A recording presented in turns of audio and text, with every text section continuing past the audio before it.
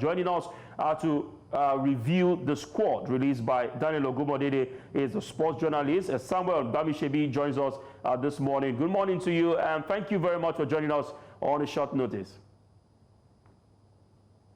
Pleasure to join here on the show. All right, the chat list is out. Definitely we'll get to hear calls of this player is not invited, why is this not invited, but particularly one of the surprising things on the chat list is the fact that we have players who are poised to go out from Nigeria to Europe or to sign for a club side in Europe. They are still part of the list, and they have not been, quote unquote, replacements for the players in case such deals occur. That's in January.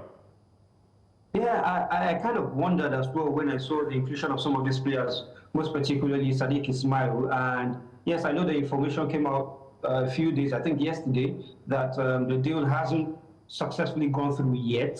However, there is the huge potential that Sadiq is going to leave, and he will most likely leave before the chance tournament.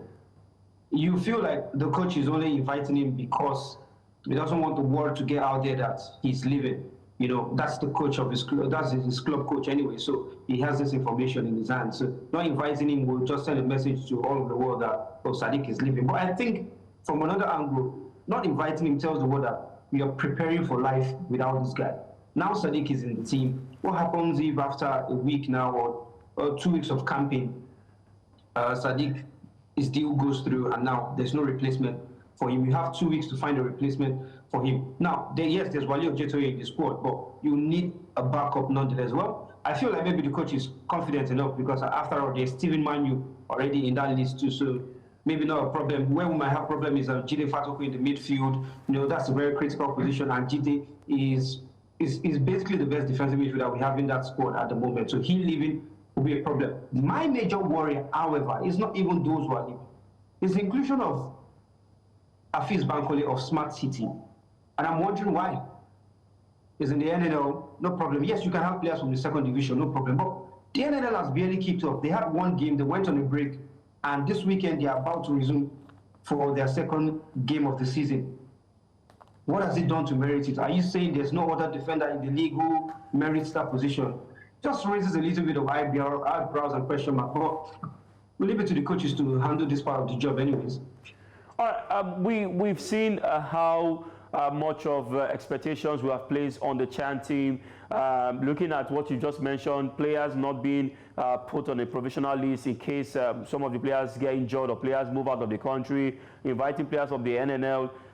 Many have also argued that the list of players invited, yes, 60%, 70% of them might have done well so far in the season, but there's not been opportunities for others who a lot of persons termed as a better player or a player who can also fight for a shirt. Is it the case of the coaches in the team, Fidelis Chiku and Daniel Ogunmodede, not expanding their tentacles, or just them keeping faith in some selected players? They feel that if this player is not there, I mean, there's no point bringing on that player. We have our faith, or we are keeping faith with this player, in these players, and that's just all for them. Exactly. It's the fact that the coaches are keeping faith with these players. Now, let's not make any mistake. These players are good players, and they all merit their inclusion in the team at the moment, bar the player that I feel like should not be there. But they have worked with them for a period of time prior to the first and second leg games against Ghana in the qualification series. And I feel like the coaches feel like these guys, we can work with them. We know what they can offer, and I think we want to stick with them. So it's not a bad thing because you feel like the bond and the relationship is building between the players themselves as well. You know, they begin to understand themselves better, and the longer they play together, the better for the team as well. So, yeah, there are players who merit it, but I think in this aspect, I'll go with the coaches, wanting to stick to that squad and, play with the people that they've worked with already. And I think even in the national team, the main Super Eagles team, we see it where when there's a window and one of the players just picks up an injury, you see a player who played maybe in the last window or who the coach has worked with before being invited. So, I mean, it's one of those basic things. But I think all the players here, they merit it. The only problem I'm having is the attack hasn't quite proven to us that they can be a killer side. I think we have the defense and the midfield to a very good extent sorted out. But we have some of the best attackers here. I just wonder why they've not been able to take. Anas Yusuf had a fantastic start to the season, but his goals are seen as dried out somehow after first 10 games, but nonetheless, he's there. He's not had a chance at the game yet. So maybe, just maybe going into the tournament, this option that we have up front, Remo Abubakar, Boli, Sikiru Alimi, and even the inclusion of Vincent Timothy, hopefully they can make something work before the tournament starts. But I feel the list is still going to be broken down anyway. It's still going to be cut down a little. All right, and before we move on from here, let's look at the league itself.